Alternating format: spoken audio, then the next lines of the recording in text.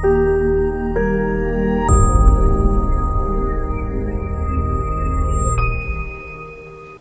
കമ്മ്യൂണിക്കേഷൻ്റെ പുതിയൊരു വീഡിയോയിലേക്ക് സ്വാഗതം.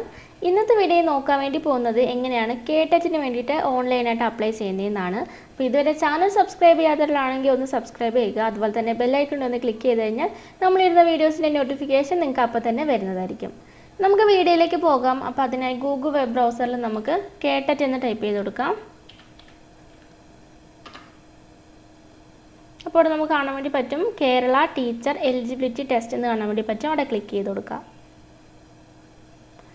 അപ്പോൾ ഇങ്ങനെ ഓപ്പൺ ആയിട്ട് വരുന്നതായിരിക്കും. നമുക്ക് താഴോട്ട് സ്ക്രോൾ ചെയ്ത് കഴിഞ്ഞാൽ നമുക്ക് കാണാൻ വേണ്ടി പറ്റുന്നതാണ്. ഇതിൻ്റെ ലാസ്റ്റ് ഡേറ്റ് എന്ന് പറയുന്നത് 26/4/2024 17-ാം തീയതിയാണ് തുടങ്ങിയത്. അപ്പോൾ ഇനിയും ടൈം ഉണ്ട്. അപ്പോൾ ചെയ്യാത്തവരാണെങ്കിൽ വേഗം തന്നെ ചെയ്യാൻ വേണ്ടി ശ്രദ്ധിക്കുക കേട്ടോ. അപ്പോൾ എക്സാമിൻ്റെ ഡേറ്റ് വരുന്നത് 22/6/2024 23/6/2024 ആണ്.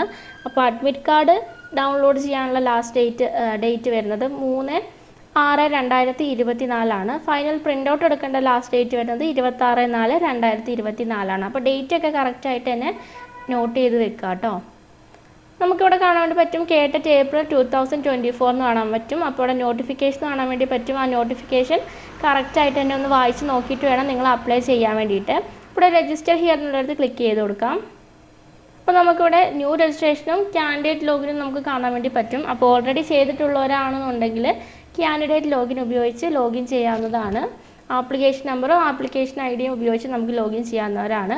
അപ്പോൾ ഇതുവരെ ചെയ്തിട്ടില്ല എന്നുണ്ടെങ്കിൽ ന്യൂ രജിസ്ട്രേഷൻ ഉള്ളിടത്ത് ക്ലിക്ക് ചെയ്ത് കൊടുക്കാം. റീഡ് ഇൻസ്ട്രക്ഷൻസ് കാണാൻ വേണ്ടി പറ്റും. അപ്പോൾ അവിടെ നമുക്ക് ക്ലിക്ക് ചെയ്ത് കഴിഞ്ഞാൽ നമുക്ക് ഇതിൻ്റെ നോട്ടിഫിക്കേഷൻ കാണാം. അത് കറക്റ്റായിട്ട് ഒന്ന് വായിച്ച് നോക്കുക കേട്ടോ.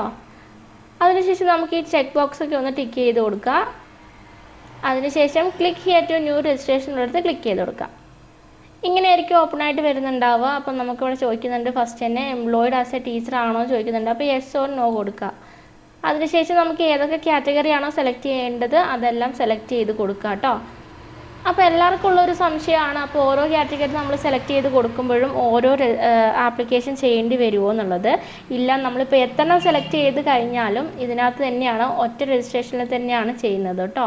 ഒരു ആപ്ലിക്കേഷൻ തന്നെയാണ്, അതിന് സെപ്പറേറ്റ് രജിസ്ട്രേഷൻ ഒന്നും ചെയ്യേണ്ട ആവശ്യമില്ല. അപ്പോൾ അതിനുശേഷം താഴോട്ട് വന്നാൽ നമുക്ക് സെലക്ട് ചെയ്ത കാറ്റഗറീൻ്റെ ഡീറ്റെയിൽസ് ആണ് കൊടുക്കേണ്ടത്. അപ്പോൾ അതിനകത്ത് ഫസ്റ്റ് ചോദിക്കുന്നത് മീഡിയം ഓഫ് ഇൻസ്ട്രക്ഷൻ ആണ് ചോദിക്കുന്നത്. അപ്പോൾ ഏതാണോ ലാംഗ്വേജ് വരുന്നത് സെലക്ട് ചെയ്ത് കൊടുക്കുക. രണ്ടാമത്തെ എലമെൻറ്റ് ഓഫ് ലാംഗ്വേജ് ആണ് ചോദിക്കുന്നത്. ഏതാണ് ലാംഗ്വേജ് വരുന്നത് സെലക്ട് ചെയ്ത് കൊടുക്കുക. അതിനുശേഷം മിനിമം ക്വാളിഫിക്കേഷൻ ആണ് ചോദിക്കുന്നത്. നിങ്ങൾ ഗ്രാജുവേഷൻ ആണോ, ഇപ്പോൾ നിങ്ങൾ BEd കംപ്ലീറ്റ് ചെയ്തോ അതോ കംപ്ലീറ്റ് ചെയ്തുകൊണ്ടിരിക്കുകയാണോ, ഏത് കാറ്റഗറി വെച്ചാണോ ഏത് ക്വാളിഫിക്കേഷൻ വെച്ചാണോ നമ്മൾ അപ്ലൈ ചെയ്യുന്നത് അതേതാണെന്ന് വെച്ചാൽ സെലക്ട് ചെയ്ത് കൊടുക്കാം. അതിനുശേഷം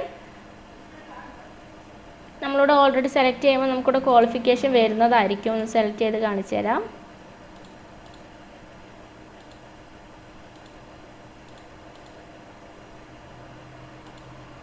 കണ്ടോ, നമുക്കിവിടെ ക്വാളിഫിക്കേഷൻ വരുന്നതായിരിക്കും കേട്ടോ.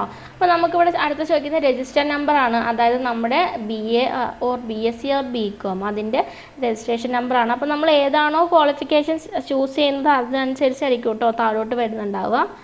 അപ്പോൾ നമുക്കിവിടെ രജിസ്റ്റർ നമ്പർ കൊടുക്കുക. അതിനുശേഷം യൂണിവേഴ്സിറ്റി ഓർ ബോർഡാണ് ചോദിക്കുന്നത്. ഏതാണ് നമ്മൾ പാസ്സായ യൂണിവേഴ്സിറ്റി ഓർ ബോർഡ് കൊടുക്കുക. പിന്നെ സ്റ്റഡിയുടെ ഇൻസ്റ്റിറ്റ്യൂഷനാണ് അതുകൂടെ കൊടുക്കുക.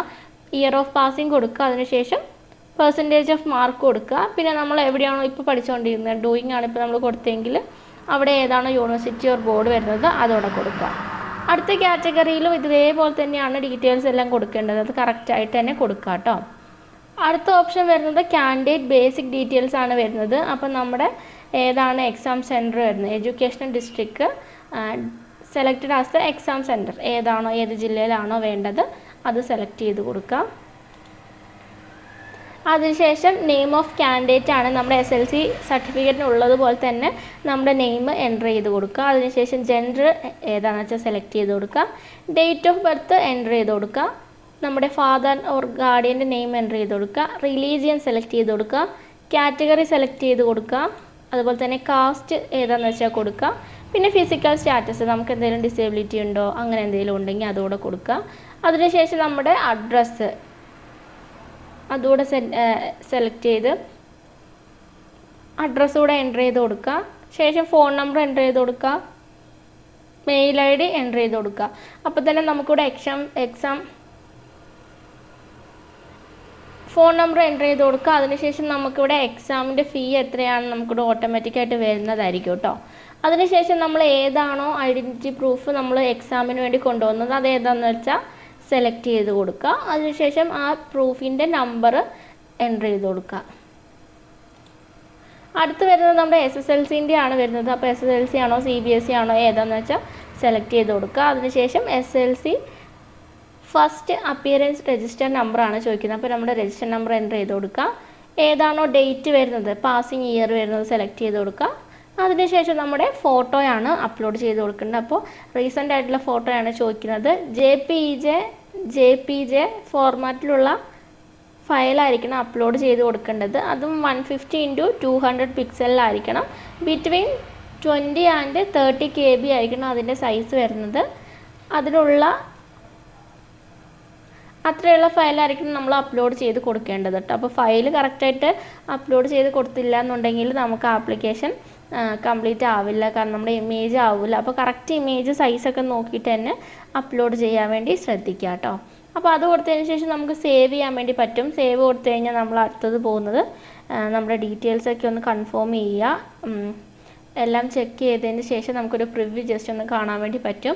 അതിനുശേഷം പേയ്മെൻറ്റിലോട്ടാണ് പോകുന്നത്. പേയ്മെൻറ്റായിട്ട് നമ്മൾ എത്രയാണോ സെലക്ട് ചെയ്ത് അതിനനുസരിച്ചുള്ള പേയ്മെൻ്റ് ആയിരിക്കും വരുന്നത്. പേയ്മെൻറ്റ് നമുക്ക് SBI ഉപയോഗിച്ചോ ഏതെങ്കിലും കാർഡ് ഉപയോഗിച്ചോ നെറ്റ് ബാങ്കിങ് ഉപയോഗിച്ചോ നമുക്ക് കംപ്ലീറ്റ് ചെയ്യാൻ വേണ്ടി പറ്റുന്നതാണ്. അപ്പോൾ തന്നെ നമുക്ക് പേയ്മെൻറ്റിന് മുന്നേ തന്നെ നമുക്ക് നമ്മുടെ ആപ്ലിക്കേഷൻ നമ്പറും ആപ്ലിക്കേഷൻ IDയും കിട്ടുന്നതായിരിക്കും. അപ്പോൾ അതൊന്ന് നോട്ട് ചെയ്ത് വെക്കുക കേട്ടോ. ആ നമ്പർ വെച്ചാണ് നമുക്ക് മുമ്പോട്ട് റെഫറൻസ് ഒക്കെ ചെയ്ത് നമുക്ക് സ്റ്റാറ്റസ് ഒക്കെ ചെക്ക് ചെയ്യാൻ വേണമെന്നുണ്ടെങ്കിൽ അതൊക്കെ ചെയ്യാൻ വേണ്ടി പറ്റുള്ളൂ. അപ്പോൾ അത് നോട്ട് ചെയ്ത് വെക്കുക. പേയ്മെൻറ്റ് കൂടെ കംപ്ലീറ്റ് ചെയ്ത് കഴിഞ്ഞാൽ നമുക്കതിൻ്റെ പ്രിൻ്റ് ഔട്ട് നമുക്ക് ഡൗൺലോഡ് ചെയ്ത് എടുക്കാൻ വേണ്ടി പറ്റുന്നതാണ് കേട്ടോ. വളരെ എളുപ്പത്തിൽ നമുക്ക് ഫോണിൽ തന്നെ നമുക്ക് ചെയ്യാൻ വേണ്ടി പറ്റും. അതിന് വേണ്ടിയിട്ട് നമുക്കിപ്പോൾ സർവീസ് സെൻറ്ററിലൊന്നും പോകേണ്ട ആവശ്യമില്ല. നമുക്ക് തന്നെ ചെയ്യാവുന്നതാണ് ഉള്ളൂ. ഇതുവരെ ചെയ്യാത്തവരാണെന്നുണ്ടെങ്കിൽ ലാസ്റ്റ് ഡേറ്റിന് മുമ്പായിട്ട് എത്രയും പെട്ടെന്ന് തന്നെ ചെയ്യാൻ വേണ്ടി ശ്രദ്ധിക്കാം. വീഡിയോ ഇഷ്ടമായെങ്കിൽ ലൈക്ക് ചെയ്യാനും ഷെയർ ചെയ്യാനും അതുപോലെ തന്നെ സബ്സ്ക്രൈബ് ചെയ്യാനും മറക്കരുത്.